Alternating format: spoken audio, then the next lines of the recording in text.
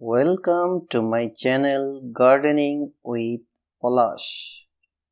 Nursery থেকে বাসায় গাছ নিয়ে আসলে প্রথমেই চিন্তা হয় গাছ বাঁচবে তো, শখে গাছটি নষ্ট হয়ে যাবে না তো। আমার মতো এভাবে মাটি তৈরি করে নিলে একটি গাছও আর নষ্ট হবে না। মাটির বড় বড় ঢেলাগুলোকে শক্ত কিছু দিয়ে এভাবে পিটিয়ে যতটুকু সম্ভব গুঁড়ো করে নেওয়া যায় ততই ভালো হয়। বড় ছাদ বাগান করতে চাইলে চালনি দিয়ে চেলে সময় নষ্ট করার দরকার নেই। মাটির গুঁড়ো থেকে নুড়ি, পাথর, পলিথিন ইত্যাদি জাতীয় অপদ্রব্য ফেলে দিয়ে মাটিকে ঝরঝরে করে নিতে হবে, যাতে সকল ধরনের উপাদান মাটির সাথে ভালোভাবে মিশে যেতে পারে। এখন সব ধরনের গাছের আদর্শ মাটি তৈরির জন্য এই মাটির গুঁড়ো নিতে হবে মোট ভাগের 2 ভাগ।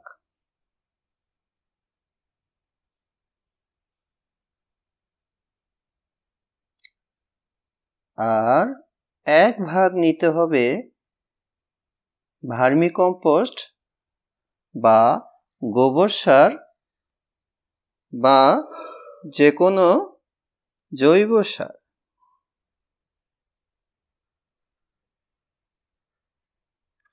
1 ভাগ নিতে হবে যে কোনো বালি, যা টবের ড্রেনেজ সিস্টেমকে উন্নত করবে।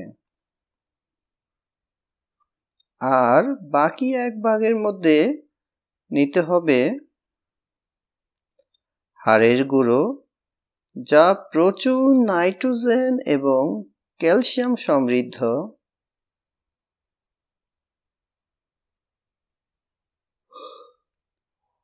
এর সাথে নিতে হবে শিংকুচি, এতেও রয়েছে প্রচুর পরিমাণ নাইট্রোজেন এবং পটাশিয়াম।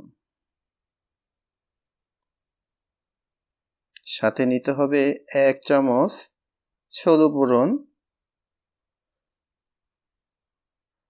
আর মাটি শোধন করার জন্য নিতে হবে 1 চামচ ছত্রাকনাশক।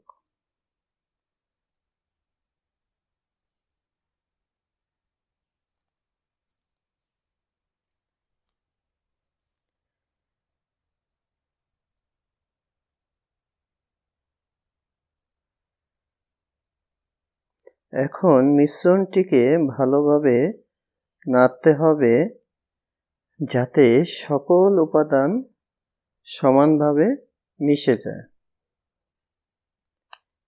এভাবে তৈরি হয়ে গেল সব ধরনের গাছের জন্য আদর্শ মাটি। শুধু আদর্শ মাটি দিলেই হবে না, টবের ড্রেনেজ সিস্টেমও ভালো করতে হবে, তা না হলে গাছ নষ্ট হয়ে যেতে পারে। টবের ছিদ্র দুটি অসমতল চারা দিয়ে এভাবে আটকে দিতে হবে।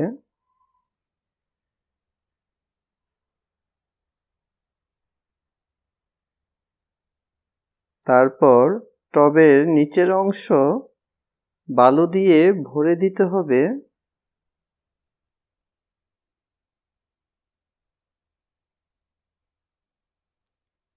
তারপরে তৈরিকৃত মাটিগুলো টবের মধ্যে দিতে হবে। কিছুটা ভরার পর নার্সারি থেকে আনা গাছটি টবের ভিতরে রাখতে হবে এবং বাকি অংশ মাটি দিয়ে ভরে দিতে হবে।